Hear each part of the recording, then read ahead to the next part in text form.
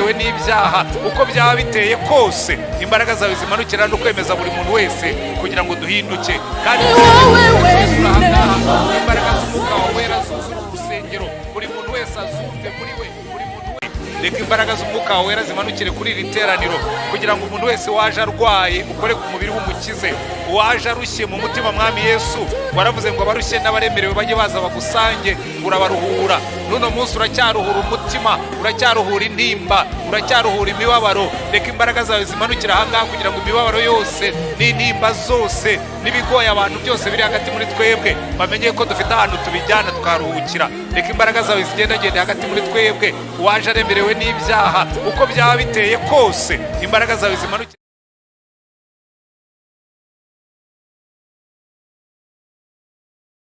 watumye pfira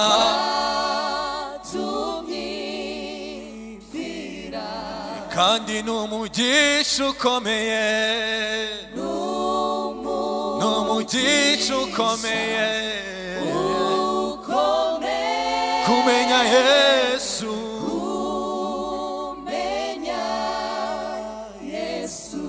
kandi n'umugisha ukomeye,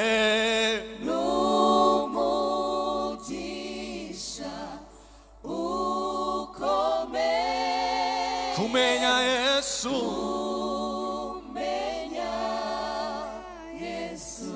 kandi n'umugisha ukomeye,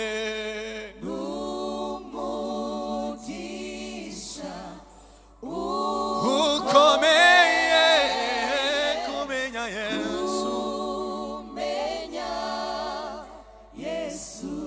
kandi n'amahoro yuzuye n'umugisha ukomeye, kumenya Yesu,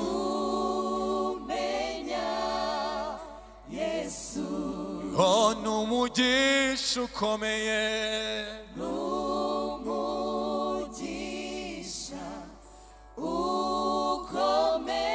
kumenya Yesu,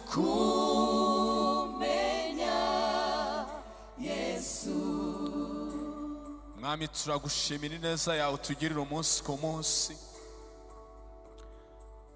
Kumenya inzira yawe nibwo buryo bwonyine buhesha umuntu wese amahoro, nibwo buhesha umuntu wese ubutsinzi. Mwami kuba waratwishuriye, kuba waratuhisemo ukatubabarira turi abanyabyaha, Mwami ni urukundo ruhambaye, n'imbabazi zitagira akagero, n'ineza ihambaye. Mwami ubuzima bwacu bwari ubuzima bw'ibyaha, ariko Mwami uduhitamo utugirira ubuntu. Niko ko nawe uhwanye nawe, twagiriwe umugisha nawe, wadukoreye iby'imibiri yacu, iby'ibikorwa byacu, iby'imirimo yacu bitari kuduhesha. Mwami kwemera kuza mu isi ukadupfira tw'abanyabyaha, turabigushimira Mwami.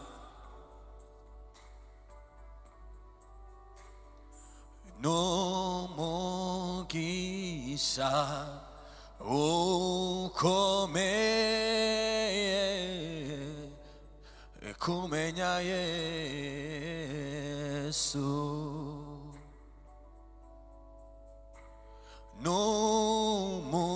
n'umugisha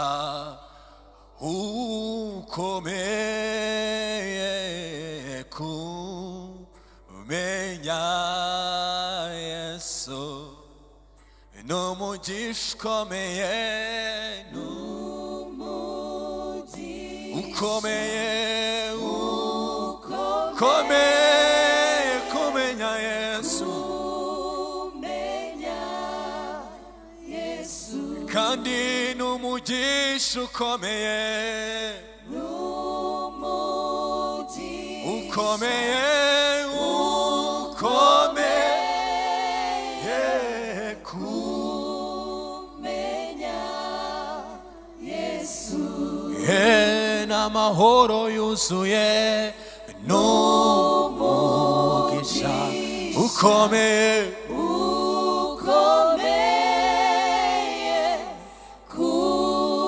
kumenya Yesu. Oh, ndanyuzwe kuko ngufite ndamahoro, ndashima cyane ko yambonye yakashyigikira. Ndeba hirya ndeba hino, urukundo rurangose.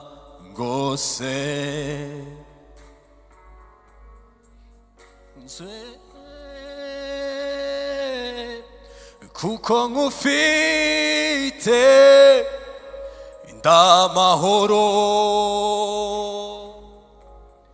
ndashima cyane ko yambonye yakashyigikira. Ndeba hirya ndeba hino, urukundo rurangose. Ndanyuzwe ndanyuzwe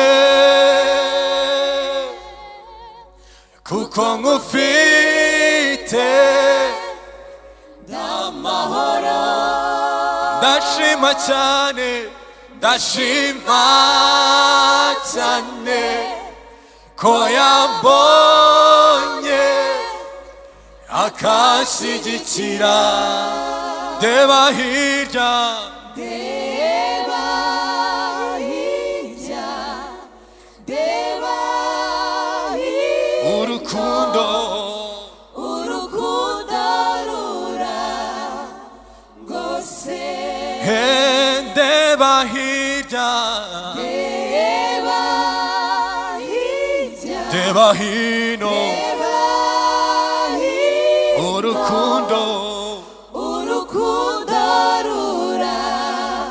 rurangose. kandi ndanyuzwe ndanyuzwe kuko ngufite kuko ngufite ndamahoro, ndamahoro, ndashima cyane ndashima cyane ko yambonye akashyigikira.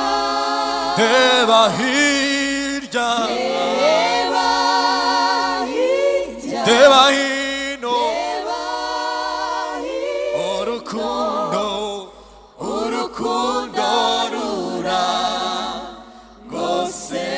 oh, ndeba hirya Ndeba hirya, ndeba hino, ndeba hino, urukundo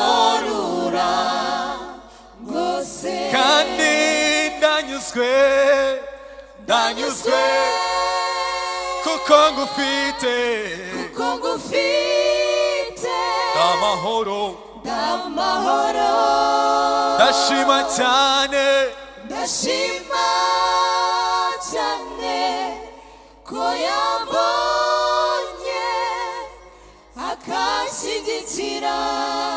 ndeba hirya Ndeba ndeba hirya, hirya, hino, urukundo rurangose. urukundo rurangose.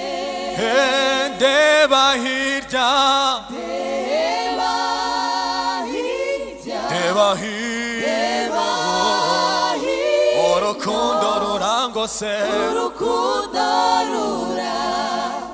rurangose. kandi ndanyuzwe ndanyuzwe kuko ngufite kuko ngufite ndamahoro, ndashima cyane ndashima cyane ko yambonye akashyigikira. Reba hirya, Reba hirya, reba hino, reba hirya, urukundo rurangose, urukundo rurangose. ndeba hirya, Reba hirya, reba hino, urukundo rurangose, urukundo rurangose. sinzongera kwiganyira hoya, Urukundo rurangose. kandi sinzongera kwiganyira hoya, Urukundo rurangose. kandi ndanyuzwe Ndanyuzwe kuko ngufite, kuko ngufite. amahoro Ndamahoro. ndashima cyane, ndashima cyane, ko yambonye akashyigikira. reba hirya, Reba hirya, reba hino, reba hirya, urukundo rurangose, urukundo rurangose. ndeba hirya, Reba reba hirya, hino, reba hirya, urukundo rurangose, urukundo rurangose. ndeba hirya, Reba reba hirya, hino, reba hirya, urukundo rurangose, urukundo rurangose. urukundo, urukundo rurangose, Urukundo rurangose. urukundo rwe, urukundo rurangose, Urukundo rurangose, rurangose. kuba mufite mfite ubugingo bw'iteka, Urukundo rurangose. yarambabariye kubera ko ankunda, Urukundo rurangose, rurangose. urukundo, urukundo rurangose, Urukundo rurangose. kandi ndanyuzwe Ndanyuzwe kuko ngufite, kuko ngufite. amahoro Ndamahoro. ndashima cyane, Ndashima cyane ko yambonye akashyigikira.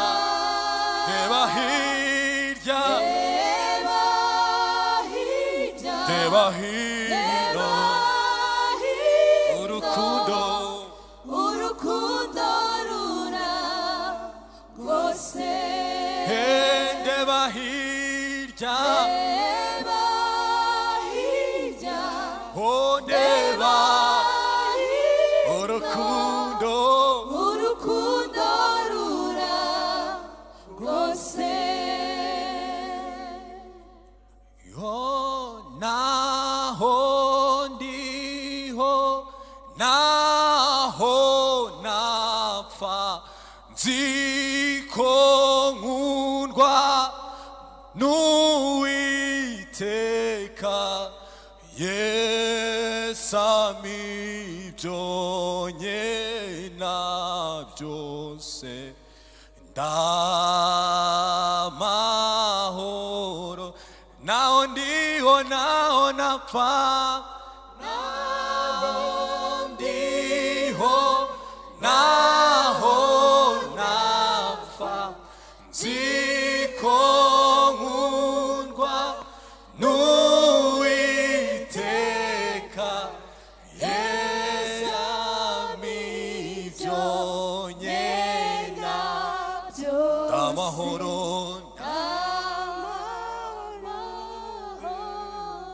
naho ndiho naho napfa, naho ndiho naho ziko nkundwa nziko nkundwa n'uwite Yesu we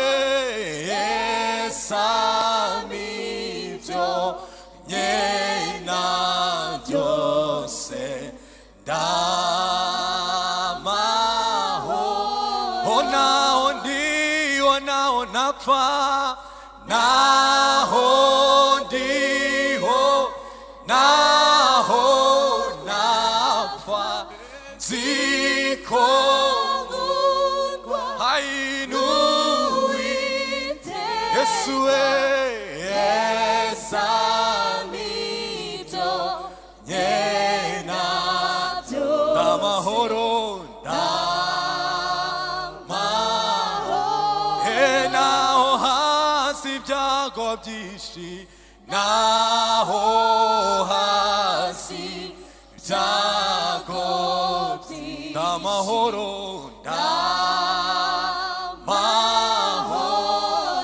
Yesu n'umukiza wanjye, Yesu n'umukiza wanjye ndamahoro kandi niragisha Imana Data, niragisha Imana guma muri Yesu, Yesu nejejwe n'umwuka we n'amahoro byose biza mbera byiza, byose biza mbera byiza n'amahoro no mu byago nzaririmba, no mu byago nzaririmba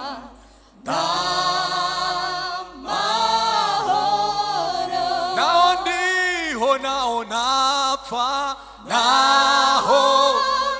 naho ndiho ziko nkundwa n'Uwiteka, n'Uwiteka yesamibyo nyena byose,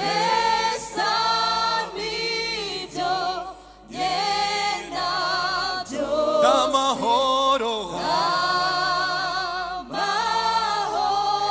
naho ndiho naho napfa,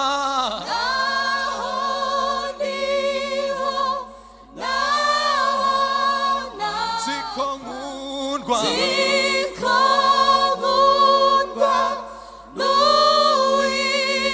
yesamibyo nyena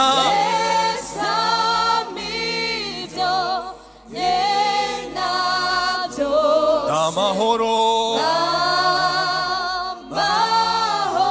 kandi niragisha Imana Data, niragisha Imana Data guma muri Yesu Kristo nejejwe n'umwuka wera kandi niragisha Imana Data, niragisha Imana Data guma muri Yesu Kristo, guma muri Yesu Kristo nejejwe n'umwuka wera ndamahoro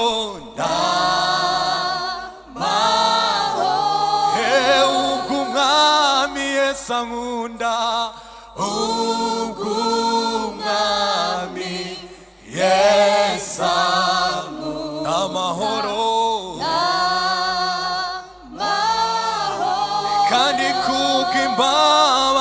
zize nyinshi kubw'imbabazi ze nyinshi amahoro kandi ubwo umwami Yesu ankunda ubw'umwami n'amahoro Yesu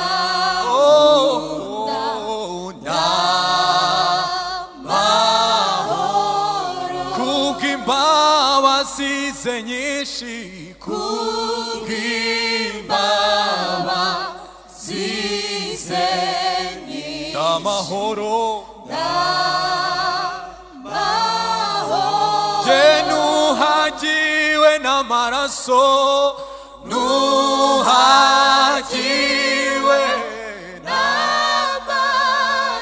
nkomezwa n'ubuntu bwinshi kandi afashe mu kuboko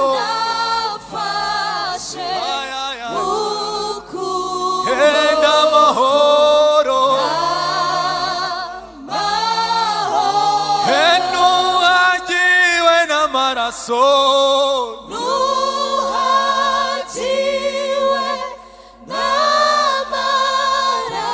nkomezwa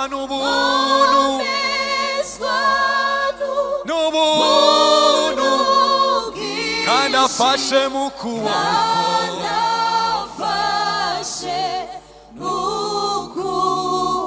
n'amahoro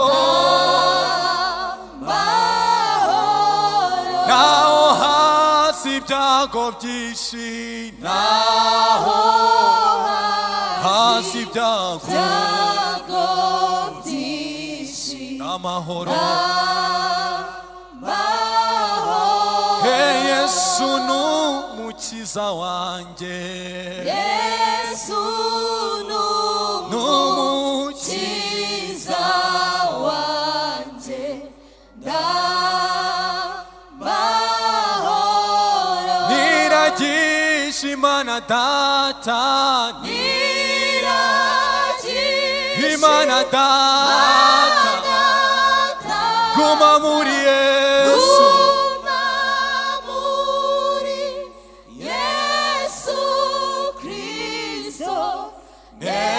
nejejwe n'umwuka wera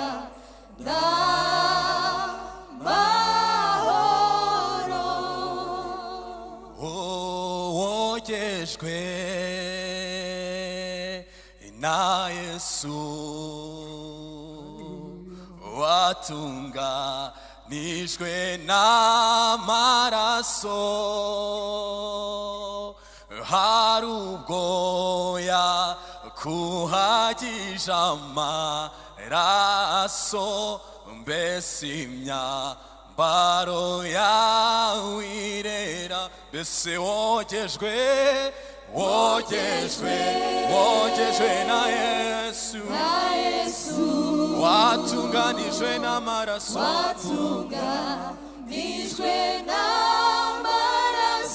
hari ubwo umukiza hari ubwo yakuhagije amara mbese imyambaro yawe mbese wogejwe na Yesu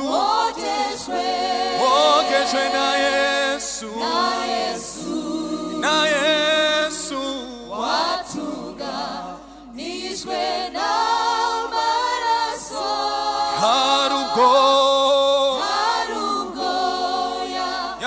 yakuhagije amaraso mbese imyambaro yawe irera nta kindi gihesha gukiranuka mu bisi no mu bo mw'ijuru keretse kwizera ko wogejwe n'amaraso ya Yesu masa kandi wogejwe wogejwe mbese wogejwe na Yesu umukiza watunganijwe n'amaraso ye. hari ubwo yakuhagisha ayo maraso mbese imyambaro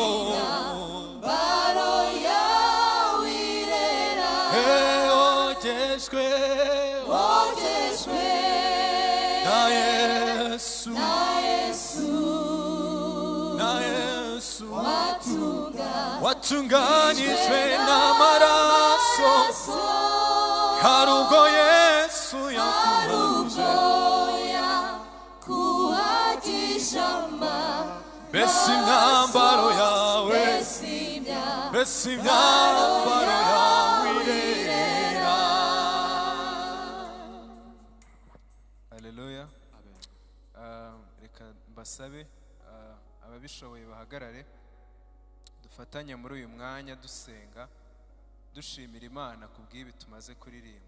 Twongere dutekereze nk'uko twabiririmbye kare yuko Yesu abereye ibyiringiro abantu bose kuri iyi si baca mu makuba mu byago bitandukanye, ariko nanone nk'abizera atubereye ibyiringiro bitari ibyo muri iyi si byonyine, ahubwo n'ibya nyuma y'urupfu, yuko ari nawe uzatwambutsa urupfu. Twongere twibaze kuri iki kibazo twahoze twibaza, ese wogejwe n'amaraso ya Yesu, watunganyijwe n'amaraso ya Yesu, hari ubwo yakuhagiye? Wongere ubyibazeho. Twabiririmbye neza yuko nta kindi gihesha gukiranuka mu bisi no mu bo mu ijuru keretse kozwa n'amaraso ya Yesu. Bishimira Imana, kandi rwose niba wumva utabishyikira, Imana niyo kwizerwa n'ibitanga. Kadusenge. Turagushimira Mana nziza, kuko ari wowe watwuhagije amaraso yawe, kuko ari wowe tuboneraho imbabazi zose tutari gupfa kubona ahantu aho ariho hose, kuko ari wowe Mwami wababariye abatari abo kubabarirwa, kuko ari wowe Mwami watuzanye imbere y'Imana. Mwami Imana, biciye kuri wowe Mwami, turagushimira yuko uri ibyiringiro byacu bya hano mu isi. Ijambo ryawe ritubwira yuko Mwami tunezererwa muri byose ko tugufite Mwami Imana. Turagushimira yuko tubereye ibyiringiro byacu hano mu isi, ari wowe twiringira, ari wowe uduprovidingira ibyo dukennye byose. Ni nawe utubera ibyiringiro bizatwambutsa bitujyana ku Mana aho tutashoboraga kugera. Turagushimira Mwami Imana kubw'urwo rukundo ruhebuje wadukunze Mwami, igihe twebwe ahari tutari tunabizi ko turi abanyabyaha, bamwe muri twe Mwami Imana, ku buryo Mwami uzanaturimbura, ariko kubw'amaraso yawe, kubw'urukundo rwawe rwinshi ukatwiyegereza.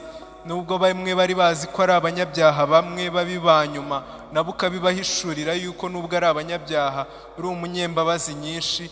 Mwami turabigushimira yuko ubwo Umwami Yesu adukunda turi amahoro. Turabigushimira Mwami Imana kubw'urwo rukundo rutagira akagero watweretse.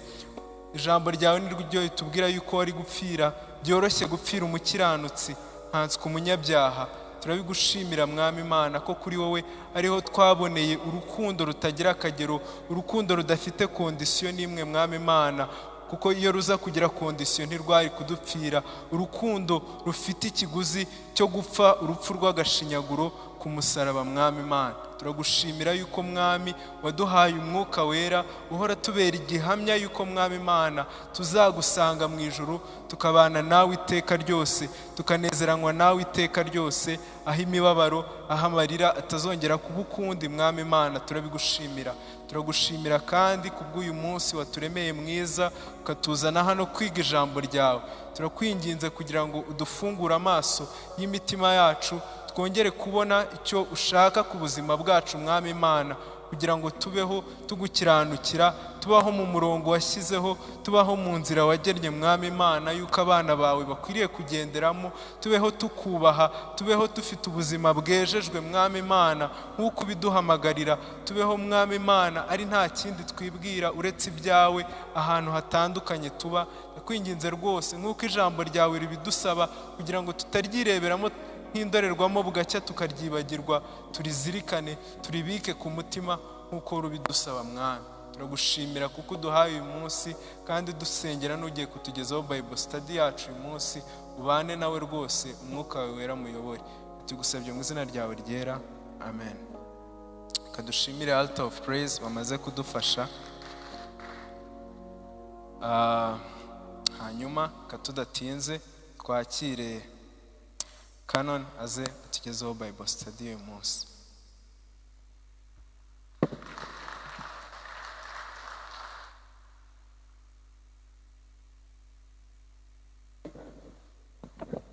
Mwiriwe mwese. Mwiriwe? Ko muri Syria zira cyangwa ko mwijimye.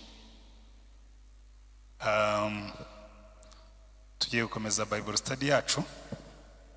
Murabizi muri no minsi turimo turiga urwandiko rwa Yakobo, urwandiko rw'ubukristo ko nabyita ubuzima bwa gikristo buhamye, buzima ufite umurongo, kuko Yakobo yabwiraga abakristo akababwira ati niba muri abakristo iyi niyo mibereho igombye kubaranga. Ngira ngo igice cya kabiri murabyibuka, bavuga ko kwizera kutagira imirimo. Kandi rwose niba uvuga ko ufite kwizera akaba nta mirimo ufite, ubwo bibare nko kwizera gupfuye. Uyu munsi rero tugiye gukomeza mu gice cya gatatu, twarangije igice cya kabiri ubushize. Ni igice kigufiye kinagizwe n'ingingo ebyiri gusa, ingingo ebyiri. Izo ngingo ebyiri imwe ayitindaho cyane ku buryo ifata imirongo igeze kuri 12. Rero nubona muri Bibiliya buriya nk'umwanditsi yanditse akamara umwanya munini yandika ku kintu runaka, ujye umenya ngo iki kintu yagihaye agaciro gakomeye cyane, kandi muza kwitegereza murasanga ko cyari gikwiye guhabwa agaciro gakomeye. Kuko ingingo ya mbere iravuga ku rurimi. Ururimi kaba ati mu bintu bibaho umukristo wese yagombye kumenya gucunga ikintu cyitwa ururimi. Turaza kubibona. N'ingingo ikurikiyeho nayo urebye witegereje neza usanga ishamikiye kuri iyo ya mbere, ikintu cyitwa amakimbirane. So tugiye kureba, turasoma nkuko dusanzwe tubikora igice cyose, hanyuma murebe, dusoma igice cya mbere murebe ibigereranyo Yakobo akoresha kugira ngo asobanure uburyo ururimi ari rutoya ariko rukagira ingaruka zikomeye cyane, sibyo? Hanyuma ikindi cya kabiri turaza kureba uburyo ho n'amagambo magufiya kuva ku murongo wa 13 kugeza ku wa 18, kureba ibintu bitagombye kugaragara hagati mu bakristo. Kavuga ati rwose nimubibona bihari mujye mumenya ko mwatewe, mujye mumenya ko mwinjiriwe, mujye mumenya ko amadayimoni yabagezemo. Kandi ikintu gitangaje nubwo biri muri Bibiliya, ahubwo abantu barabyinjoyinga. Niba hari ikintu abantu bakunda ukabona muri social media cyabonye aba viewers, niyo havutse amakimbirane mu itorero ahantu, icyo rwose gihita kibona amashyi n'ingoma. Ariko kandi Yakobo yatubwiye ngo ibi ngibi ahubwo nimubibona mujye mumenya yuko mwinjiriwe. Ibyo tugiye kureba uyu munsi. Ndagira ngo rero dusome twihuse, kandi murambabarira uyu munsi ndabihutisha kuko turarangiza kare. Saa moya n'igice hari ahantu ndi bujye kwigisha, ubwo murabyihanganira yuko turi burayi, ntabwo turi bugeze saa 2, turarangiza kare. Uretse ko nubundi byikoze izi chapitre nubundi kireka tugiye gukurura, nubundi turazirangiza kare. So dusome rero, hanyuma ikibazo cya mbere twibaza kuvuga ngo ni ibiki bigaragaza ubukana bw'ururimi. Ibiki bigaragaza ubukana bw'ururimi? Icyo ni ikibazo cya mbere kuva ku murongo wa 1 kugeza ku wa 12. Igihe tuhasoma mwe mushaka ibintu ibigereranyo, akoresha ibigereranyo byinshi reka ndebe akoresha ibigereranyo bigera kuri 6 kugira ngo atwumvishe uburyo ururimi rugira ubukana. Ibigereranyo 6. Hanyuma turaza kureba ubwenge bw'isi n'ubwenge bw'ijuru. Muriteguye? So avuga ngo bene data, ntihakabe benshi muri mwe bashaka kuba bigisha. Muzi yuko tuzacibwa urubanza rurutiza abandi, kuko twese ducumura muri byinshi. Umuntu wese udacumura mu byo avuga aba ari umuntu utunganye rwose, yabasha no gutegeka umubiri we wose. Dore dushyira ibyuma byo kuyobora amafarasi mu kanwa kayo kugira ngo atwumvire, kandi dushobora guhindura n'imibiri yayo yose. Kandi dore n'inkuge nubwo zaba ari nini ziti, zikagendeshwa n'umuyaga uhuha cyane, ingashya ntoya cyane niyizerekeza aho umwerekeza ashaka. N'ururimi narwo nuko ruri, ni urugingo ruto ariko rurarikira ibikomeye. Murebe namwe ishyamba naho ari rinini riti, uburyo ritwikwa n'agashashi gato cyane. Kandi koko ururimi ni umuriro, yemwe ni ububi bungana n'isi. Ururimi rwashyizwe mu ngingo zacu nirwo rwonona umubiri wose, rukongeza kamere yacu yose, narwo rukikongezwa na Gehinomu. Kuko amoko yose y'inyamaswa n'ibiguruka n'ibikururuka n'ibyo mu nyanja abantu babasha kubimenyereza, kandi barabimenyereje. Ariko ururimi ngo nta muntu wabasha kurumenyereza rwose, ni ububi budatuza, rwuzuye ubusagwe bwica. Urwo nirwo dushimisha umwami data wa twese, kandi narwo tuvumisha abantu baremwe mu ishusho y'Imana. Mu kanwa kamwe havamo gushima no kuvuma. Bene data, ibyo ntibikwiriye kumera bityo. Mbese ye amazi meza ntakereta yabasha kuva mu isoko imwe? Bene data, umutini wabasha kwera imbuto za elayo, cyangwa umuzabibu wakwera imbuto z'umutini? Niko n'isoko itabasha kuvamo amazi y'umunyu kandi ngo ivemo n'ameza. Ninde muri mwe w'umunyabwenge kandi w'umuhanga niyerekanisha ingeso nziza n'imirimo ye, afite ubugwaneza n'ubwenge? Ariko niba muhorana amakimbirane akaze mu mitima yanyu, mugahorana intonganya, ntimukabyiratane ngo mubeshyere ukuri. Bene ubwo bwenge si bwo bumanuka buvuye mu ijuru, ahubwo n'ubw'isi, n'ubw'inyamaswa abantu, ndetse n'ubw'abadayimoni. Kuko amakimbirane n'intonganya biri, ariho no kuvurungana kuri no gukora ibibi byose. Ariko ubwenge buva mu ijuru, irya mbere buraboneye, kandi n'ubw'amahoro, n'ubw'ineza, bwemera kugirwa inama, bwuzuye imbabazi n'imbuto nziza, butarobanura ku butoni kandi butagira uburyarya. Kandi imbuto zo gukiranuka zibibwa mu mahoro n'abahesha abandi amahoro. So reka tubanze turebe ururimi. Ururimi, ubuto bwarwo n'ubukana bwarwo. Ibigereranyo 6 akoresha kugira ngo atwumvishe ubukana bw'ururimi. Ushake mikrofone, hanyuma babonye bimwe muri byo tutangire tubirondore.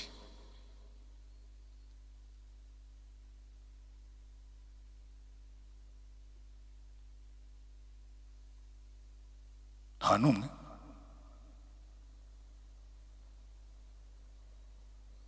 Ururimi.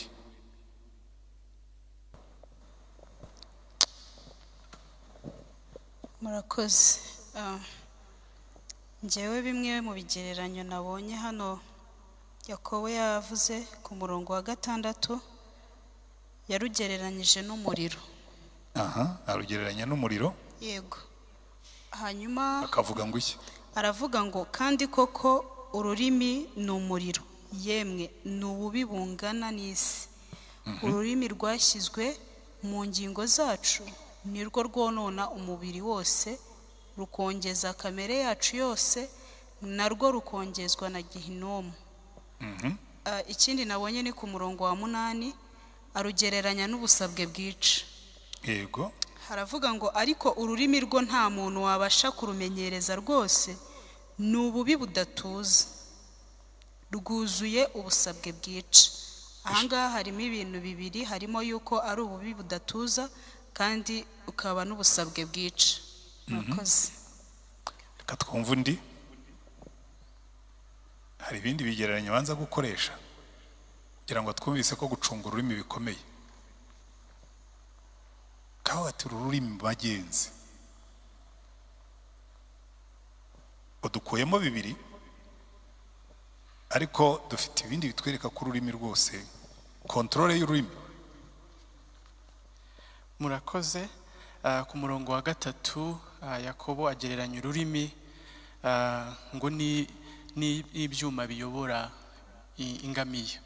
Kuvuga ngo urebye uko ingamiya ingana n'icyuma kiyobora, usanga icyuma ni gitoya ariko ugasanga kirayiyobora kikayitwaraho aho ugifashe ajya. So agereranya ururimi n'icyo cyuma. Yego. Akongera akagereranya ururimi n'ingashya. Iyo urebye ingashya ukareba n'ubwato bushyize mu mazi budafite kariya kantu gatoya bushobora gutwarwa n'umuyaga, ariko ingashya ntoya ishobora gukontorora ubwato bunini, either ikabujyana habi cyangwa se ikaba yabujyana aheza. Gatatu mushiki wacu hariya yabivuze, abigereranya n'umuriro, buryo agashashi gatoya gashobora gutwika akagera kose cyane. Ibindi wenda reka ndeke n'abandi babivuge, avuga ukuntu ari urugingo rutoya rwirarira ibikomeye, ariko ikandike wenda n'abandi bagira.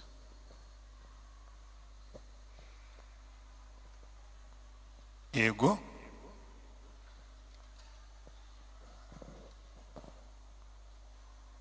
Nta wundi ubona ikindi.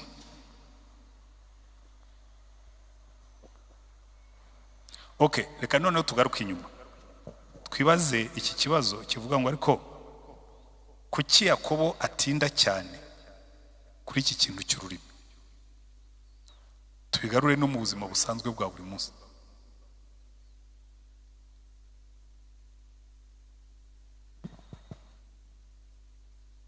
Hako mujye mugerageza, hari ubona umuntu y'ubwana bicaye kaza ariko barahari cyangwa ntibahari. Bambe hariho nawo waje nta Bibiliya wazanye, maze muzagerageza muzishake cyangwa muvuge hano bazigure bazibashyirire hafi, ariko mujye muza mufite Bibiliya. Wakora Bible study gute nta Bibiliya ufite? Twabamenyereje nabi. Abantu bakunda kwibera abagenerwa bikorwa bakicara ntibasome. Ndabona nacyo kiri mu bintu dukwiye kuzashyiramo imbaraga, gutoza abantu gusoma Bibiliya, kuko ntabwo ushobora kwiga Bibiliya udafite Bibiliya. Ntabwo byakunda. Ni nk'umunyeshuri ukubwira ngo aziga atagira amakaye cyangwa atagira ibitabo. Yego, ariko n'abazifite namwe ntimuvuga. Hari ikindi nabonye yavuze ku rurimi guhera ku murongo wa 9, nuko ariho hava gushima Imana umwami data wa twese, kandi ndetse no ku rurimi akaba ariho hava kuvuma. Ni ikihe kigereranyo yakoresheje? Kuko nicyo cyari kinasigaye inyuma. Hari ikigereranyo yakoresheje ageze aho ngaho ku murongo wa 12. Murongo wa 12. Yego. Mbese umutini wabasha kwera imbuto za elayo, cyangwa umuzabibu wakwera imbuto z'umutini? Niko n'isoko itabasha kuvamo amazi y'umunyu kandi ngo ivemo n'ameza. Exactly. Icyo ni ikindi kigereranyo, ni na bibiri bifatanye. Aravuga ati ariko reka mbabaza ikibazo, koko iri shyano mwigeze muribona? Ahubwo sinzi n'impamvu hano Yakobo yakoresheje ibiti bibiri kandi byiza. Umutini wabasha kwera imbuto za elayo. Elayo ni imbuto nziza, n'umutini wera imbuto nziza. Ariko aravuga ati ibyo ari byose ntabwo umutini ushobora kwera umwelayo, imbuto z'umwelayo. Ahubwo iyo ashaka aba yarakoresheje ibigero Yesu yakoresheje. Akaba ati se hari umuntu ushobora gusoroma imbuto z'umutini ku gitovu? Kuko Yesu we niko yavuze. Yavuze ngo igiti niba ari cyiza kizera imbuto nziza, ariko niba ari kibi kizera imbuto mbi. Hari umuntu ushobora gusoroma imbuto z'umutini ku gitovu? Nahani yewe Yakobo bari zo yakoresheje. Ariko nabyo kubona ugiye ukabona imbuto reka tuvuge wenda ubonye igitoki none ukabona gifiteho amacunga, ukabona ku gitoki hahandi hera ibitoki umwanana waraje, ariko kugira ngo hazeho imineke hazaho amacunga, bavuga ati ariko iki gitoki kigomba kugiramo amadayimoni. Mwabonye igitoki cyera amacunga? Ntakavuga ati rero bishoboka bite ko ururimi rumwe ruramya Imana rwarangiza rukavuma abantu b'Imana, rugateranya abantu b'Imana? Niho rero ahera hejuru akavuga ngo ibintu bimeze bityo, ngo ururimi rwashyizwe mu nyigo zacu nirwo rwonona umubiri wose, rukongeza kamere yacu yose, narwo rugakongezwa na Gehinomu. Tuvuga ngo mbese ururimi rwose wagira ngo rubamo amadayimoni. Kandi noneho tugaruka inyuma twibaza iki kibazo, ibi bintu Yakobo avuga namwe murabibona niko biri? Ururimi ngo ni akanyama gatoya ariko ugakongeza umubiri wose. Ndagira ngo tubiganireho mu mbingero zifatika, uko mubibona akaga k'ururimi, akaga gaterwa n'ururimi.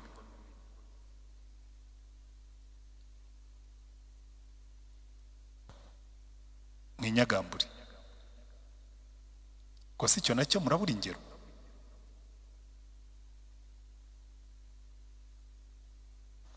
Murakoze.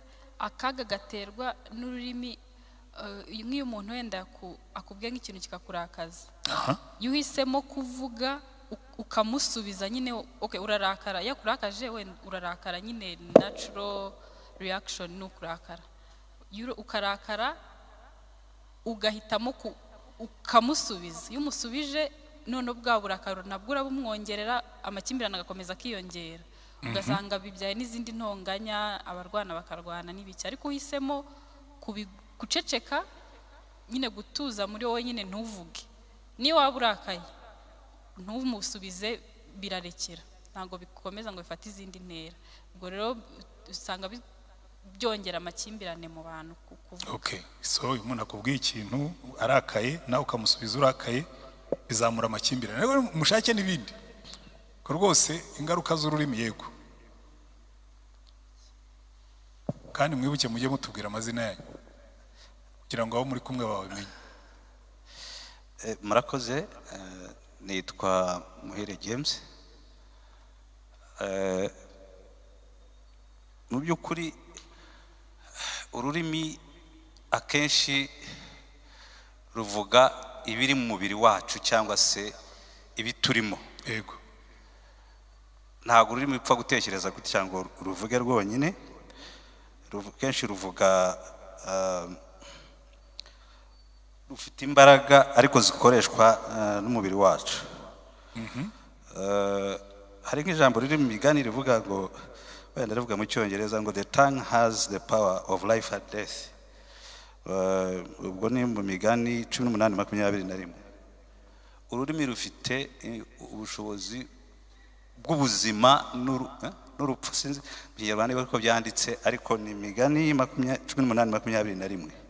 Imigani 18:21 babihinduye mu Kinyarwanda bavuga ngo ururimi ni rwo rwica kandi ni rwo rukiza, abarukunda bazatungwa n'icyo ruzana. No muri Matayo 12:34 bavuga ngo out of the abundance of the heart the mouth speaks. Akuzuye umutima gasesekara ku rurimi, ari ku munwa. So akenshi ururimi ubwo mu Nyarwanda bakuze kuvuga ngo rurimwa n'urundi, ujye uvuze ugaceceka undi nta musubiramo, ariko biragorana. Akenshi ururimi ruvuga ibiturimo, kandi akenshi iyo ari bibi nyine, iyo buzuyemo umunabi ururimi ruvuga ibibi, rwatura ibibi. Waba unezerewe ukishima nanone ukoresheje ururimi. Ururimi rero, bya migani tuyatuma ngo ururimi ni inyama yigenga, ntago yigenga. Ni ukuri bivuga bivuga isohora ibiturimo, kandi n'ubundi usanzwe utekereza cyangwa se bitewe n'ingaruka zikuri mu mubiri, ibikurwanira mu mubiri, ururimi rukabisesekaza. Yego, murakoze. Reka twumve undi. turacyari ku rurimi. Murakoze, nitwa Uwase Teta. Njyewe nitwa Uwase Teta. Uwase Teta. Yego. Yego. Ikintu mbashije gutekerezaho nuko akenshi mugenzi wanjye yarabivuze ngo iyo ubwiranye n'umuntu nabi cyangwa bakubwiye nabi, wowe uko usubiza ururimi rubikora ku buryo biba bibi kurushaho. Yego. Nkuko nyine twasomye ko ari rubi. Njye nicyo mbashije guhita ntekereza ko nyine akaga ari uko niba umuntu ambwiye nabi sinifate, ibyo ndi bumusubize biraba bibi kurusha w'ibyo yambwiye. Ntekereza ko ariko kaga nyine ku rurimi gatuma ibyari bibi noneho biba bibi kurushaho. Nibyo. Yego. Katwumva undi.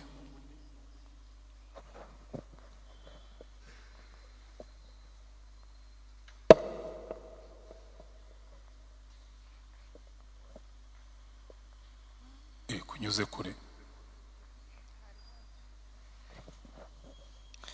Nakoze ngira ngo ikibazo cyabazaga ingaruka ziterwa n'ururimi. Arya witwa nde? Nitwa Honore. Ikomeza. Ku murongo wa 6, kandi koko ururimi ni umuriro, yemwe ni ububi bungana n'isi. Ururimi rwashyizwe mu ngingo zacu. Aho nshaka kuvuga nahangaha nirwo rwonona umubiri wose, rukongeza kamere yacu yose, narwo rukongezwa na gehinomu. Yego. Kugira ngo izo ni ingaruka, niba rushobora gukongeza kamere yose, narwo rugakongezwa na gehinomu. Ni ububi nyine bw'ururimi mu buryo bugaragara. Yego. Reka twumve undi umwe hanyuma ururimi turuveho, dukuremo imyanzuro, turebe impamvu effectively ibyo wagiye bavuga nibyo, ariko Yakobo aravuga ati ariko buriya ururimi ni ikibazo. Murakoze, nitwa Frida. Ibyo nagiye kuvuga n'undi Honore yabivuze. Oya, bivugiye mu yawe magambo, nta kibazo gufasha mikrofone. Ahubwo ari akantu nayo nibajijeho nyine ku murongo wa 6. Bavuze ururimi na kamere yacu. Ahantu bitandukanira. Ururimi na kamere yacu. Sawa, ndabigusubiza. Murakoze. Katubanze twumva undi umwe, ubwo ndaza kubihuza kuko biraza no kugaruka mu ngingo ikurikiyeho. Murakoze, nitwa Mukunzi Samo. Icyo nashaka kongeraho ngiye numvishe abantu batavuze, ururimi rurakongeza ni nk'umuriro. N'intambara nyinshi ziba cyangwa amakimbirane nk'uko twabyumvishe atangizwa n'amagambo tuvuga. Intambara ni ingaruka iterwa n'ibyavuye ku rurimi rwacu, hanyuma no kwicuza nabwo bibaho. Rimwe na rimwe ukaba wavuga amagambo cyangwa se ukavuga ibintu bikavamo igikorwa kigutera kwicuza. Izo nanjye n'izindi ngaruka numvaga ziterwa n'amagambo y'ururimi. Murakoze. Yego. Twumve undi, ngira ngo Jeanne nawe yari yamanitse.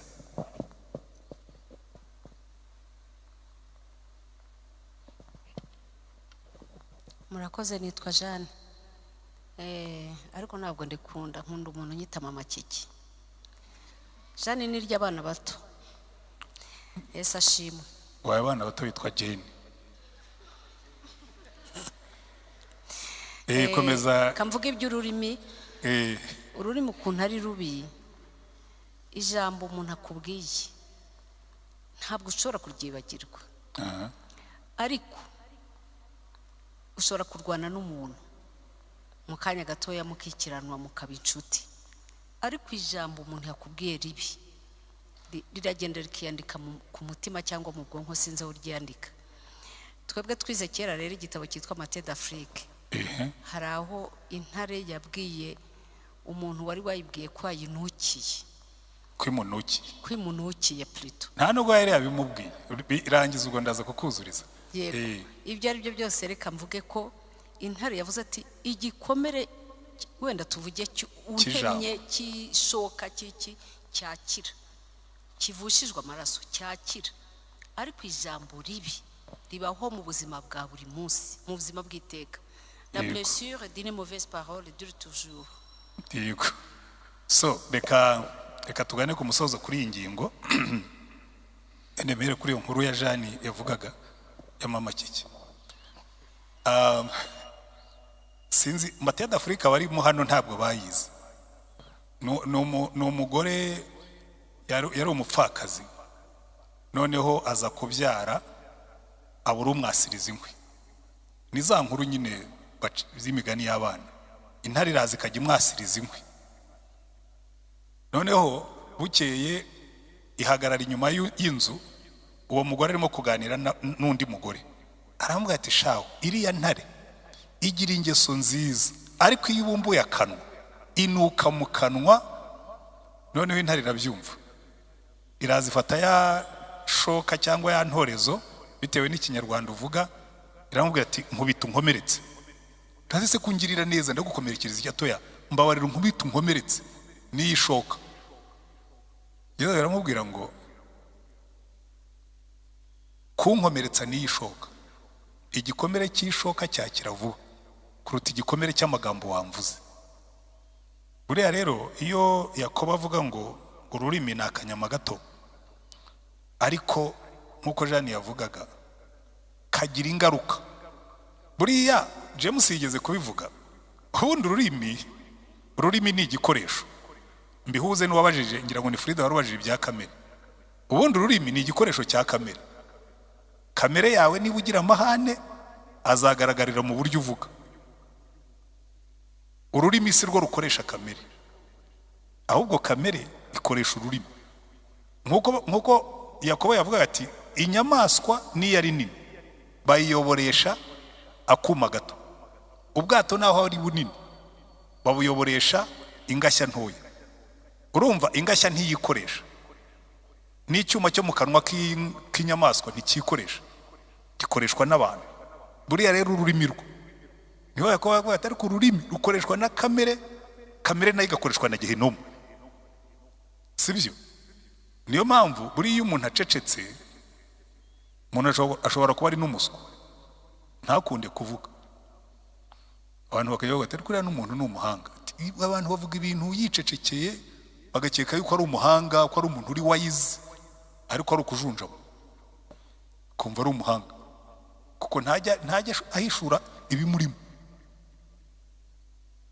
Ariko iyo wabumbuye akanwa akuzuye umutima gahita gasesekara ku rurimi. Niyo mpamvu Bibiliya itubwira ngo ujye urinda umutima wawe kuruta ibindi byose birindwa, kuko iby'ubugingo byose niho biva.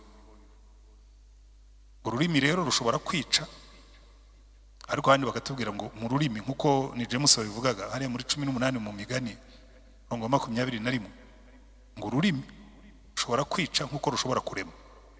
Ni nabyo Yakobo yavugaga ngo ururimi nirwo dukoresha turamya Imana. Ashaka yari no kuvuga ati ni narwo dukoresha twubaka abantu, tubinkarejinga, tubatera umwete, tubahugura, ariko turahindukira akaba ari narwo dukoresha tubica. Kakubwira ijambo gahita upfa, kakubwira kuri ikigoryi, kakubwira ko ntacyo uzimarira, karandi gahita igufata. Buriya hari abantu bamwe karande zafashe kubera ibyo bagiye bababwira, ugakura bakubwira ati rwose wowe ntacyo uzigezaho, nayo umuyenzi ntuzayikamira. Hano ugakora n'abantu bakubwira ati ariko urashoboye, ataha mama yambwiye yuko. Kandi ndamubwira akantu gato hanyuma tujye ku nkuru ikurikiye. Kera twiga sogonderi twagiye muri promenade gutembera, bya bindi abanyeshuri bakora. Twebwe twagendaga ikivungi, tukajya mu murongo umwe, tukajya ahantu hamwe, tukaza kugaruka. Noneho tuhura n'umugabo ku muhanda, babandi baraguza umutwe, ankura mu bandi arandeba ngo yosha nguriga, nti urabona ntari umunyeshuri hamwe n'abandi, ngurigira ubusa. Arahita yigendera. Ariko nenda kubabwira, iyo nahuraga n'ikibazo navuga ni wa mugabo yarabivuze. ndibuka naje gusaba buruse hari muri 77. Umugore rero wakoraga muri biro de buruse yari umugore ugira umwaga. Abana bose baramutinyaga, bamwitaga Monima. Yaricaraga nyine ukabona ameze nk'igisitati, akagira imico mibi. Abana bose baramutinyaga. Noneho ngiye jyewe anyigiriza nkwana rwose, afata ibipapuro byanjye arabireba, ageze hagati ahindukira ndi wifata gutya ngo ibipapuro abijugunya hasi. Ndavuga nti umupfumu yarabivuze nigiye ubusa, iyi buruse ntayo bazampa, ndatahanje iwacu mu cyaro nsaba akazi k'ubwarimu, baranakama. Ariko kugira ngo Imana inyereke ko wa muntu yabeshyaga, bagiye guhamagara, twebwe baduhamagaraga kuri radio. Cyo giye kujya muri university twabaga turi bake cyane, twabaga turi nk'ijana gusa. Bagiye guhamagara barigiye baheraho, abemerewe kujya kwiga muri faculté de lettres section français kinyarwanda anglais, Rutayisire Antoine. Bahamagara no mu yindi ntuza yabaga imeze nk'iyi ya College of Education yitwaga IPEN, Institut Pédagogique National. Jewe nabonye amaburusa abiri, cye kuva nuva barahamagaye muri section imwe, ariko français anglais nanone number 1 Rutayisire Antoine nigira muri university. Byahise binkuramo umuvumo w'umupfumu, ndavuga natu wa wundi yahondaga amagambo. Secondaire narayize ndarangije, none mbonye university byo kumbwira ngo nigira ubusa. Ariko reka nkubwira ijambo buryo umuntu akubwira, noneho yari umubyeyi wawe, rishobora kukugumamo rikakwica rikakurema neza cyangwa nabi. Wenda muri mwe ntihabuzemo abo baremye nabi, ariko ntabwo ngiye kubakuramo za karande. Ariko ujye utekereza yuko amagambo bakubwiye ashobora kukwica cyangwa akakurema, ashobora kuguhindura mubi pe. Wajya ubona umuntu ukamwanga gusa kubera ijambo yigeze kukuvugaho cyangwa yigeze kukubwira. Rero mujye mureba niba natwe ururimi rutaratu, kuko ururimi rushobora kuba ari urwawe cyangwa ari urw'abandi, rukagukongeza. So yavuze ngo ururimi ngo ni nk'agashashi ngo gatwika ishyamba. Gashobora kuba ururimi rwawe nkuko rushobora kuba ururimi rw'undi rukagukongeza mu undi muriro.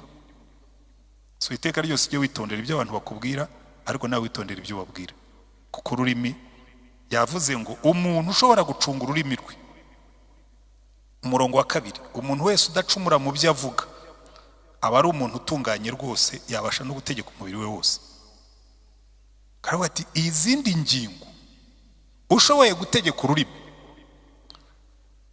kandi nanjye ndabyemera, kuko ururimi ni rwo rugingo ushobora gukoresha utabanje gutekereza. Iyo umuntu agututse ntabwo ubanza gutekereza kabiri kugira ngo umusubize, aragutuka ugahita umusubiza. Kereka iyo umuntu ufite ubwenge utekereza cyane. Iyo umuntu akubwiye nabi, nawe wumva wahita umusubiza nabi. Ariko ugiye kunywa inzoga ushobora gutekereza kabiri inzoga ntuyinywe. Ugiye gusambana ntabwo byihuta, kuko nujya gusambana uzagomba kubanza uwo ushake uwo musambana, ushake aho musambanira, unabimubwira byemere cyangwa byanjye, urumva byo bitwara igihe. Ariko gutongana ushobora no kuba ndi hano ukavuga ijambo uraho ngaho nkagusubiza nabi, ugahita urakara tukarakaranye, kandi turimo kwiga ijambo ry'Imana. Mujye mwitondera ururimi rero uburyo murukoresha, ariko cyane cyane unitondere n'ibyo bakubwiye. Ibyo bakubwira bikubibamo imbuto mbi cyangwa nziza, nawe ibyo uvuga bigakora bityo. Mpamvu batubwira tururimi mu rwitondere cyane, sibyo? Hanyuma tugere rero ku ngingo ya 2. Ninde muri mwe w'umunyabwenge kandi w'umuhanga niyerekanisha ingeso nziza imirimo ye, afite ubugwaneza n'ubwenge. Ariko niba muhorana amakimbirane akaze mu mitima yanyu, mugahorana intonganya, ntimukabyiratane ngo mubeshye ukuri. Bene ubwo bwenge si bwo bumanuka buvuye mu ijuru, ahubwo n'ubw'isi n'ubw'inyamaswa abantu ndetse n'ubw'abadayimoni, kuko amakimbirane n'intonganya biri ariho no kuvurungana kuri no gukora ibi byose. Ariko ubwenge buva mu ijuru rya mbere buraboneye, n'ubw'amahoro, ubw'ineza, bwemera kugirwa inama, bwuzuye imbabazi n'imbuto nziza, butarabanura ku butoni kandi butagira uburyarya. Kandi imbuto zo gukiranuka zibibwa mu mahoro n'abahesha abandi amahoro. Komparizo y'ubwenge bw'isi n'ubwenge bw'ijuru bitandukaniye he? Biteye biti? ni iki kiranga ubwenge bw'isi? Ubwo yita ubwenge bw'isi, ubwenge bw'abantu, shatse nabwita ubwenge bwa kamere, ndetse uko aranabisunika cyane akavuga ati nubwo abadayimoni burangwa n'iki. Hanyuma ubwenge bw'ijuru bwo burangwa n'iki? Ntegereje uwamanitse, kuko iyo ni imirongo mikeya ntabwo iri butugore kuyumva.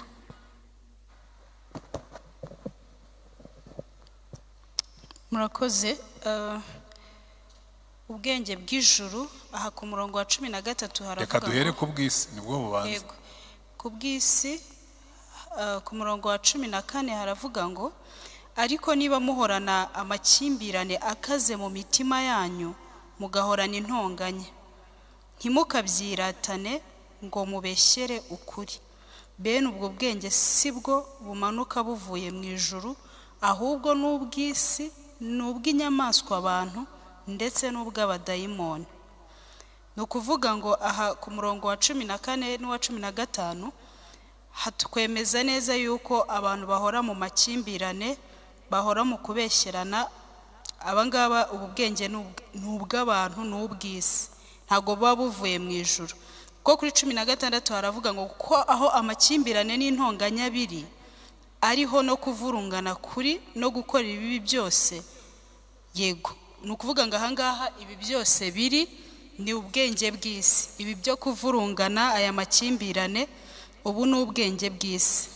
Okay, ndagira ngo reka turebe undi muntu ko ngiye kubaza ikindi kibazo.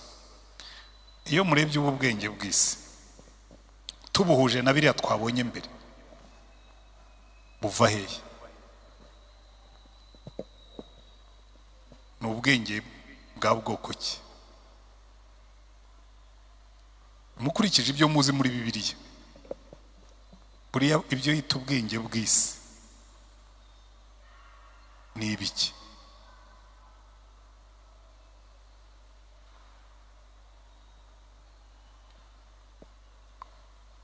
Ubwenge bw'isi ni ubuki?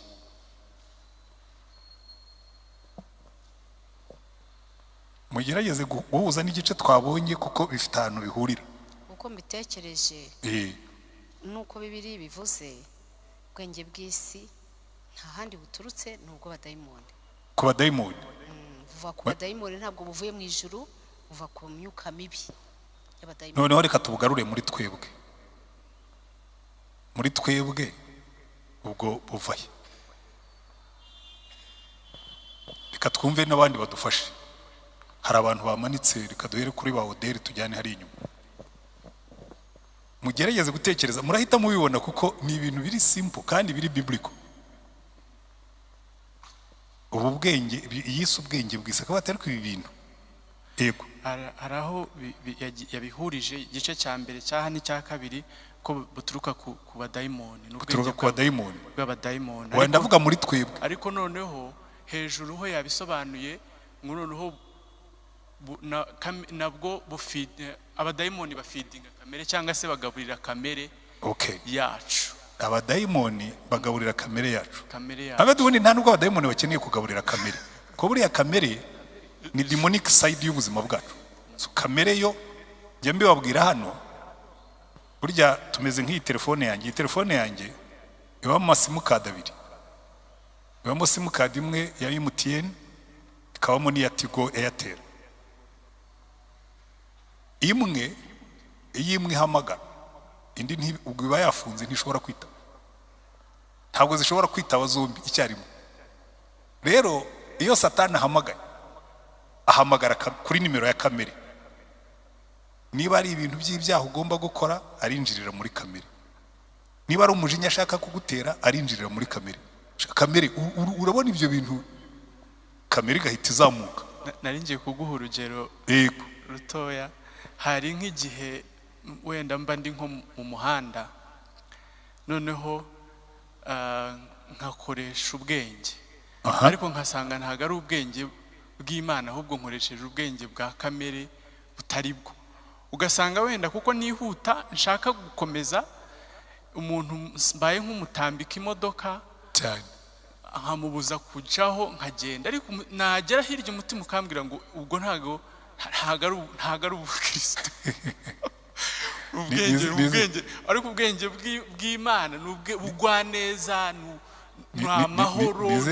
Nizere ko imodoka yawe ntaje zisenyerero cyangwa jizazi zimayiro ndihaniramo abarimo kundeba we ntabwo ari we wenyine njya mbona abantu ukabona afite imodoka yanditse ngo Jesus is my savior cyangwa nkabona arimo arabyigana arimo arakatinga abandi arimo nkabona uyu muntu ntabona ko arimo kwica ubuhamya bwe njya mbaho ubuhamya nako intuza hano twigeze kujya ahantu mu Kiriyo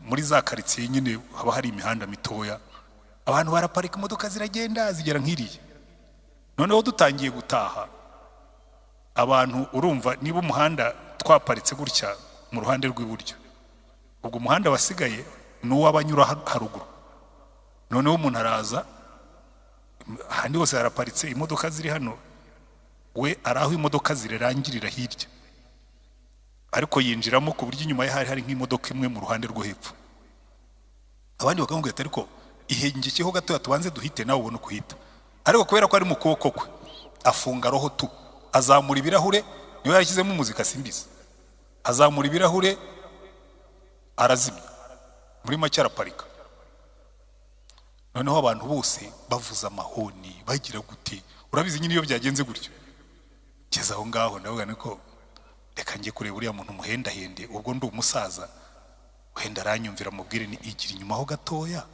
izi modoka ziceho nawe urahita ucaho ndagenda cyo ku kirahure cyenda komanga arakimanura pastor amakuru Yesu ashimwe yaga ni Yesu ahimbazwe mwene da namakuru ziri meza urabona twahize hano ku muhanda wakwigiye inyuma ho gatoya ugaparika hano izi modoka zose zigacaho kuri uhita ugenda ngo ariko uzi ko ari byo araparika arengije aragenda cyane avuga ariko uyu mwene data udafata umwanya ngo anatekereze arebe ahubwo akicara akazamura ibirahure akazimya uriya yabitekereje ko arimo gukorera muri kamere abantu rero bajya babikora akavuga ati genda mu burenganzira bwanjye hano ni mu kuboko kwanjye mwikoce ubuhamya ugahita ubuzambya abafite imodoka zanditseho Jesus mujye munabyitondera basigara bakuvuga barazi abo barokore noneho bameze bati so reka dukomeze so nimureba neza biriya hari undi muntu wari wamanitse ariko hiryo ni James n'uwo musore uri imbere yawe nimwe ndangirizaho murakoze wenda twakomeza kuri iryo jambo yo ku bisobanuro muri Bibiliya bisobanura ubwenge bw'isi akenshi usanga bushingiye ku kwishyira hejuru ishyari n'ibyifuzo bya kimuntu yego ibi ngibi bigaragara wenda nk'ibimenyetso bimwe na bimwe kwikunda kureba hafi kuyobya ibintu bitera amakimbirane bega ibintu byo gukurura wishyira buri kimwe cyose ukumva ari wowe n'abawe ni ugasanga kenshi bitera ubuyobe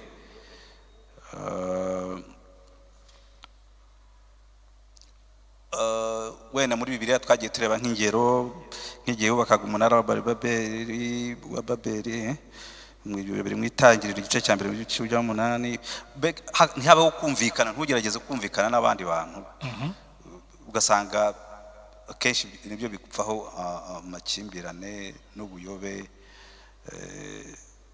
ibyo bikaba ari bwo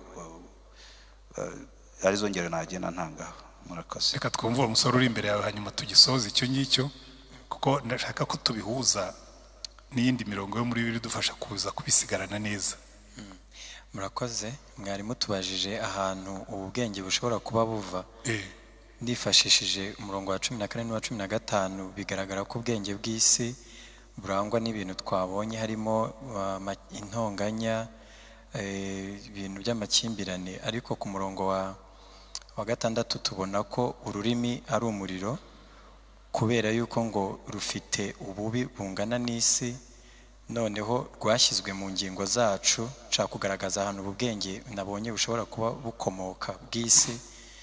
Noneho rwashyizwe mu ngingo zacu, rwonona umubiri wose, rukongeza kamere yacu yose. Kubera ahantu rwashyizwe bituma kamere yacu ikongezwa, noneho nayo igakongezwa na genomu. Nkabona ko ubu bwenge bw'isi buva muri kamere yacu. Yego. Reka tubihuze n'ubwenge bw'ijuru. Agira uturebera ubwenge bw'ijuru, ibintu biranga ubwenge bw'ijuru. Ndagira ngo byombi tubihurize hamwe, nibwo muri buhite mubona isura y'inkomoko, kuko ubundi bwo yamaze kubukarakteriza, aravuga ati ubu ngubu bwo bumeze gutya.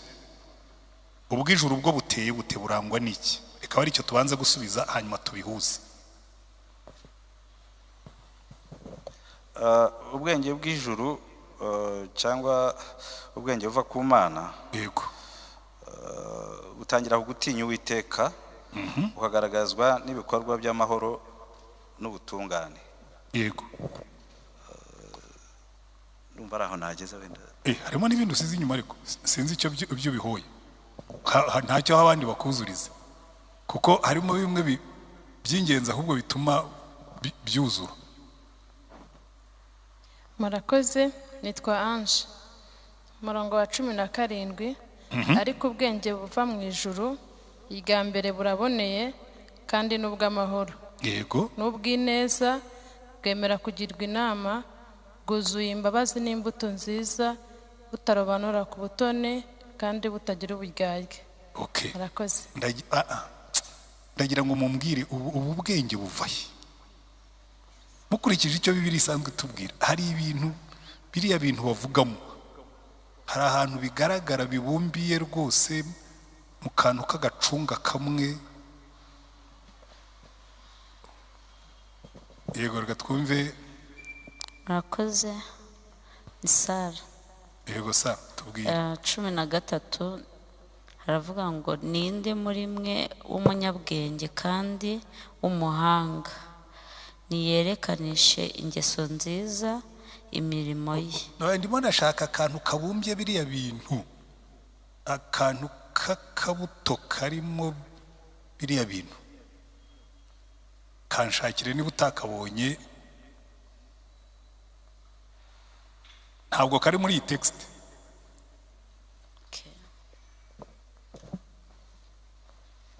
Katwumva umuntu wabibonye. Murakoze. Nubihusha ndahita modeli.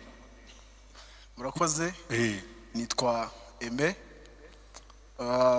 Iyo urebye ibintu bari kugaragaza hano nk'ibiranga ubwenge buva mu ijuru, yego, nuko bigaragara mu Bagalatiya mu gice cya 5, bitangwa n'umwuka wera. So izi ni imbuto z'umwuka rwose. Imbuto z'umwuka. Ubundi nimwitegereza hariya aya magambo Yakobo yandika, aravuga ngo imbuto za kamere. Reka tuhajye, Abagalatiya 5:19, nibwo muhita mubyumva neza. Aravuga ati imbuto za kamere, umurongo wa 19, imirimo ya kamere iragaragara: no gusambana, gukora ibiteye isoni, iby'isoni nke, gusenga ibishushanyo, kuroga, kwangana, gutongana, ishyari, umujinya, amahane, kwitandukanya, kwirema ibice, kugomanwa, gusinda, ibiganiro bibi n'ibindi bisa bityo. Urumva bya bindi Yakobo yavuze yise ngo ni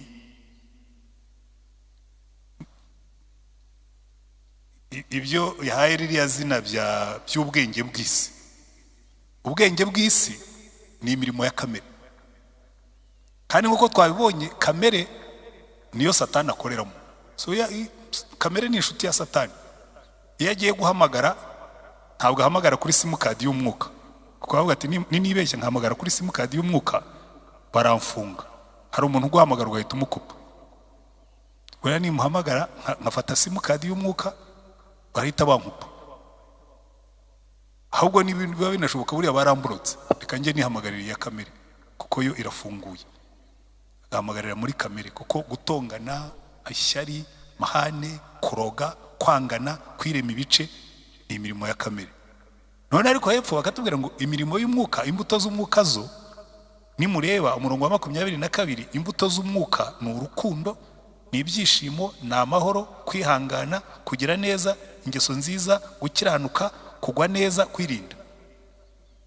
So bikubwira ngo iyo Yakobo yandika kuriya ahuza neza n'ibyo Paulo yanditse, akavuga ati nubona abantu bagendera muri ibi ngibi ujye umenya ko bari mu butware bwa Satani n'imirimo ya kamere.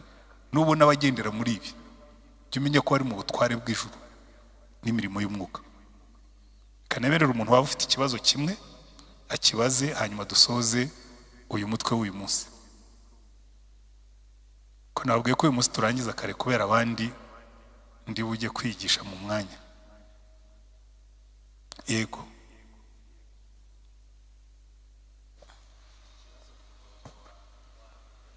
Murakoze. Nitwa Paul.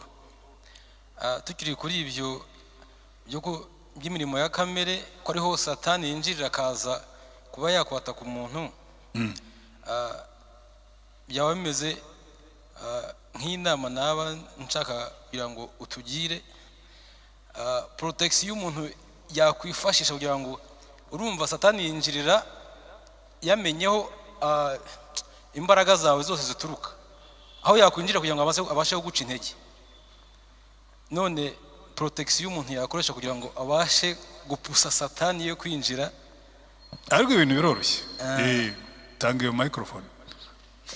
Buriya impamvu batwandikiye ari amagambo nyine no kugira ngo tubimenye. Nubona ugendera muri iriya mirimo ya kamere ukabona character yawe no guhora utongana, no kugira amashyari, no kuba mu biganiro bibi, no gukora ibyo biteye isoni, no gukoreba za pornography n'ibindi nk'ibyo, uzamenye ngo ibyo urimo kwigaburira uzasa nabyo. Ariko ni wumva Satani arimo gukomanga abyutsa ubusambanyi, abyutsa biganiro bibi, abyutsa ubusinzi, ujye uvuga ngo ke iyi nzira sindi buyigemo nubwo uri bumpamagare, kuko ntabwo tuzabuza Satani kutugerageza ariko tuzanga kumwumvira. Nta yindi protection. Banza umenye ibyo bintu, umenye ngo ibi ngibi biri muri domain Imana itemera. Ubwenge bw'isi, n'ubwenge bwa kamere, ubwenge bw'abadayimoni sindi bubigemo. Ariko Satani ntazarika kubibunza imbere yawe. Hazabe marketing ada, azakubwira ati rwose no gusambana nabyo bishyize mu bintu by'ubucafu ko binezeza umubiri se. Nubu uri umuntu utarasomye ngo uvuye utoya Satani ibi ngibi izi mbuto sinzigura. Kibona abantu babunza imbuto ku muhanda, ushobora kugura cyangwa ntugure. Hari nubwo guhenda henda ujye ubona abantu bagenda babunza ibintu atoya, wakwanga kimwe atigerageza kimwe, atari ko mfite n'ibindi hano.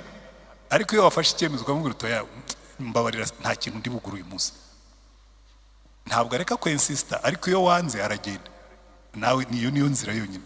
Ko ntabwo uzabuza Satani kukugerageza, ariko uzanga yuko ujya mu nzira ze. Reka twumve undi ufite ikindi kibazo twihuta. Yego. Nagize ikibazo ku murongo wa mbere w'igice cya 3 twabonye ibibi by'ururimi uburyo rutoroshye. None nibajije bene data ntihakabe benshi muri mwe bashaka kuba bigisha, muzi yuko tuzacirwa urubanza ruruta iz'abandi. Ese uyu murongo uhuriye he no kwitondera imikoreshereze y'ururimi? Nta muntu yemerewe nitukigishe nitukifuze kuba oya. Murabizi tumaze iminsi tubyiga. Niba wari uri hano twiga urwandiko rwa Petero n'urwandiko rwa Yuda, hari abantu bakoresha ururimi mu kwigisha ariko bigisha inyigisho z'ubuyobe. Na Yakobo babyandikaho tuzabibona. Rero yakubwira ngo yaravuga ati ariko mujye mwitonda, mwe kwihutira kuvuga, mwe kwihutira kwigisha, ko hari igihe uzigisha ibintu bitari byo Imana ibikubareho. Hirya hariya ndasubiza biriya bibiri nibyo turangirizaho. Uwo musore uri imbere yawe na Frida. Murakoze cyane. Nitwa Paul. Numvise muri iki gice twari turimo dusoma bavuga cyane ku rurimi. Yego. None ndibaza ese aba bana n'ubumuga bwo kutavuga bo icyo gitego baragitsinze? wari wabana nabo batavuga, ni ukuvuga ngo ururimi ntacyo rukora. buriya reka nkubwire, ahubwo ugize neza kuvuga icyo ngicyo. aba bana n'ubumuga bwo kutavuga, iyo yagize umujinya ashobora kumena ibintu. nicyo kikubwira ngo ururimi si rwo kibazo, ururimi ni kamere. kuko niba hari n'abantu ubwo bashobora kugira umujinya mubi cyane, niba n'abavuga bameze nk'inkono bashobora gufungura igata umwuka, ubu udafite uko avuga akenshi bavugisha amakofi. sinzi muri mwe niba abantu wenda bize icyongereza, harimo igitabo cyitwa Things for Apart cya Chinua Achebe. harimo umugabo witwa Okonko yaradidimangaga. iyo rero ibintu bitazaga vuba, baravuga ngo iyo yananirwaga kuvugisha ururimi yavugishaga amakofi, hari naho yavugishaga umuhoro. buriya rero abantu batavuga, kuba utavuga ntibivuga ko udafite kamere. kamere niyo kibazo, ururimi rusohora ibyo kamere yarubwiye. reka twumve Frida. murakoze. rero ibintu ngiye kuvuga turabisanisha n'ubuzima turimo hano. muri uyu mujyi biragoye kubaho. urugero nko mu muhanda. mu muhanda urimo kugenda nk'uko Audrey yabivuze, iyo uri nko mu muhanda urimo kugenda, iyo ugenda cyane cyane nk'abamotari, reka mbivuge uko nguko, ibaze n'umumotari ukubangamira uno muhanda w'abagenzi urimo kugendamo, kamere yawe irazamuka. nibyo cyane. ikindi, umuntu mwegeranye cyangwa se niyo waba ari mu muhanda urimo kugenda, cyane cyane nk'abantu bakuru nyine bashaje, gucaho cyane nk'urubyiruko yaciye avuga ati ururimi rwacu se nk'uyu mukecuru kwereye, urwo ni ururimi niko navuga, arabangamye, amasaha yakaba yaryamye aruhutse, twebwe urubyiruko tugakora ibyacu. genda ndibaza ni ngo ndimo kuza kuva ku kazi, naje, urabona hari abantu bafite moto zifite ibintu by'ibyuka bimeze ukuntu, yanciyeho sinkubeshye, kamere yanjye nyine irazamuka. yari yagiye, ariko uburyo amagambo navuze n'Imana imbabarire byari bibangamye pe, byari bibangamye. ahubwo nkibaza twebwe nyine cyangwa se nkatwe, nk'umuntu akubangamiye muri ubwo, waceceka ukamwihora ukavuga ati kubera ngende umukristo reka nceceke, umwana mwiza, reka nkwereke, cyangwa tujya dusubiriza. niba moto iguciyeho igatumura ibyotsi bikakunukira, kuyituka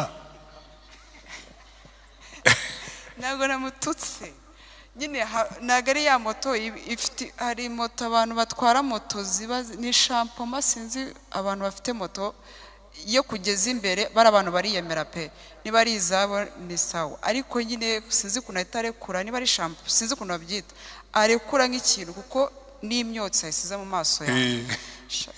byari bigoye.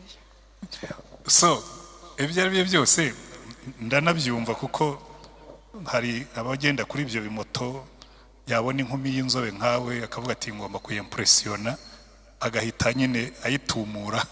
ubwo rero ujye wihangana. ibyo ari byo byose, reka wenda nigarukire ku byo twari turimo kwiga. nta na rimwe utazabona abantu bakubangamira, kuko sisitemu ya satani ni iyo ngiyo nyine, ni ukurema ibigukura mu mwuka. bishobora kuba mu buryo bumwe cyangwa ubundi. uzava hano gusenga, nugera mu rugo usanga umuboyi yashirije umuceri, satani akubwira turabona ngo uyu mvune muhita gushiririza umuceri, uvuge amagambo bibaze niba uvuye gusenga cyangwa uvuye kuraguza. ibyo rero icyo bivuga ni iki?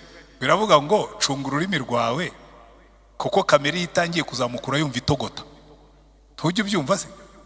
urayumva itogota, wenda wabona ufite na esharupe, ikimoto nigikucaho kigatumura imyotsi, ujye wambara agapfukamunwa wikomereza ugende, ariko ntabwo uzabuza abantu kubangama.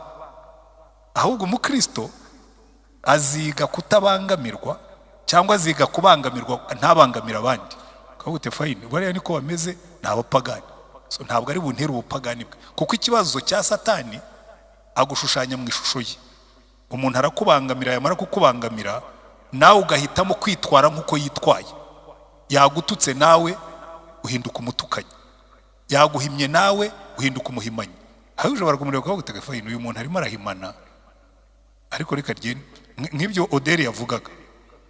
Kera nanjye najyaga ngenda ntogota mu muhanda, umuntu akaza akagukupa akavuga niko nk'uyu muginga abashenzi nk'abo umuntu abagira madame akayambwira ko ugenda utukana, bariya abantu ntibabona kumva. Ariko bugenda bugana ariko wa mugani aba bantu batwara nabi turabafite pe. Abamotari bakagukubira imodoka ukumva kandi ukareba se uyu mumotari amara kugukuba akigendera, ndamukurikirana njye kumuhamagara ngo jya kunkoreshereza imodoka wakubye, ukamwihorera akagenda. Noneho hasigaye icyo wiga ni iki? Wiga kutarekura kamere, kuko urayumva itogota ibishaka gusohoka nyine ngo kwitogote. Nageze aho ngaho niga strategy. Iyo mbonye umuntu atangiye kumbyiga mu muhanda agenda ahagarara, nkagira gutya nkamubwira nti noneho kubera ko abantu bamaze kumenya umupastori, nyine hari abapastori baba bazwi mu mujyi, ngo pastor ngo Yesu ashimwe, agahita nanjye ambwira ngo gende. Nkabone sawa, nzajya mbahimisha kubihanganira, namwe muzabyiga. Icyo rero burya best solution, iyo ubonye umuntu abangamye wirinda kumwigana. Uzarebe n'ibyo Deri yavugaga, iyo umuntu aje mu nzira ukabona yabangamye, iyo ushatse gukora nkawe rimwe na rimwe murakubana cyangwa mugateza izindi accident. Iyo ubonye umuntu arimo kubyigana mureke ahite, kuko namara guhita nawe uraza guhita. No mu buzima busanzwe niko bimera. Nubona umuntu umukorana ukaba umuzi yuko agira kamere isimbuka vuba, ujye umutwara nk'uko batwara urwembe, wirinde kumufata mu bugi.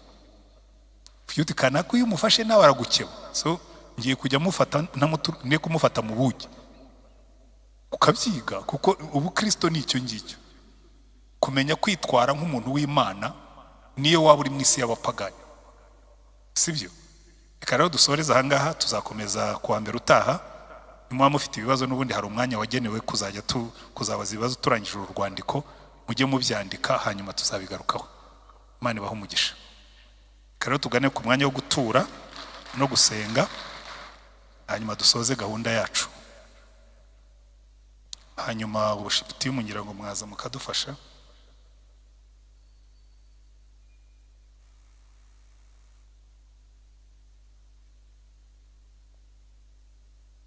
Hanyuma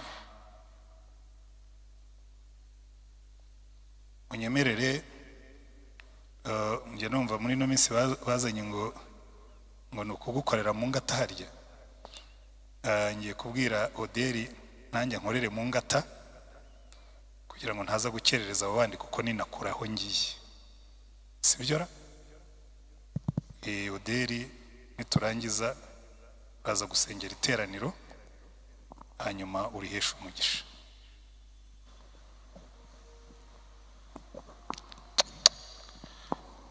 Tumaze umwanya munini twicaye, twahaguruka tugafatanya kuririmba indirimbo.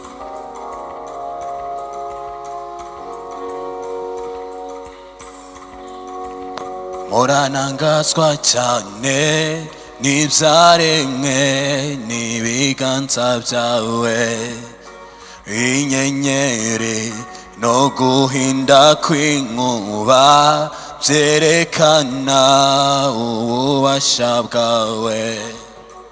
Uhoraho muranangazwa cyane n'ibyaremwe n'ibiganza byawe, inyenyeri no guhinda kw'inkuba byerekana ububasha bwawe. Uhoraho muranangazwa cyane n'ibyaremwe n'ibiganza byawe, inyenyeri no guhinda kw'inkuba byerekana ububasha bwawe. Uhoraho muranangazwa himbazwa cyane ibyaremwe n'ibiganza byawe inyenyeri no guhinda kw'inkuba zerekana ububasha bwawe mwami Imana ndakuririmbira uri inkuru mwami Imana ndakuririmbira uri inkuru mwami Imana ndakuririmbira uri inkuru mwami Imana ndakuririmbira uri inkuru kandi mwami Imana ndakuririmbira uri inkuru mwami Imana ndakuririmbira uri inkuru uri inkuru kandi mwami Imana ndakuririmbira uri inkuru mwami uri inkuru mwami Imana ndakuririmbira uri inkuru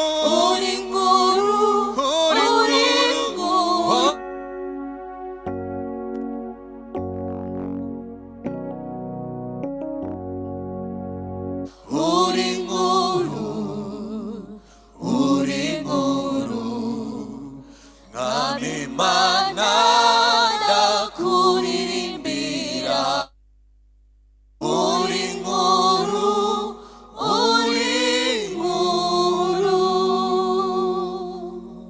reka dufatanye dusenge. mwami Imana igira neza, turagushimira uyu mwanya mwiza waduhaye kugira ngo tuze imbere yawe twige ijambo ryawe. mwami turasengera aya maturo atuwe mu nzu yawe kugira ngo mwami abayatuye ubaho umugisha mu byo batunze, ubaho umugisha mu kazi bakora, ubaho umugisha mu miryango yabo, ubaho umugisha w'ubuzima bwiza. mwami Imana igira neza, ubaho umugisha wa wundi mwami wuzuye kandi mwami usesekaye. abatabashije gutura mwami kubw'impamvu zitandukanye wenda z'ubushobozi, turabasengera kugira ngo mwami wowe utanga ubushobozi, wowe utanga kandi ugatanga neza. mwami Imana igira neza, ijambo ryawe muri Yakobo igice cya mbere riratubwira ngo utanga udacyurirana, ngo utanga mwami nta mutima mubi, abo nabo uzabahe kandi ubahe mu gihe cyabo cyiza. mwami Imana igira neza, turasengera iri teraniro mwami ryateraniye hano uyu munsi, turagushimira kubw'umwanya waduhaye kugira ngo tuze imbere yawe. hari abatabashije kuza hano mwami kubw'impamvu zitandukanye, mwami nabo ubutaha uzabashoboze kugira ngo baze hano babashe kumva ijambo ryawe ryiza. mwami turagushimira kubw'ijambo ryawe twize ritushishikariza mwami gutsinda kamere, kandi mwami turagushimira ko waduhaye umwuka wawe mwiza. ubwo wendaga gusubira mu ijuru waravuze ngo ntago mbasize mwenyine, ntago mbasize nk'ipfubyi, ahubwo mbasigiye umwuka wera. uwo mwuka wera niwe udushoboza kwera imbuto nziza, naho ku bwa kamere ntacyo twakwishoboza. ubane natwe, ugendane natwe, kandi tuzongere kubonana turi bazima, mu izina rya Yesu Kristo dusenga.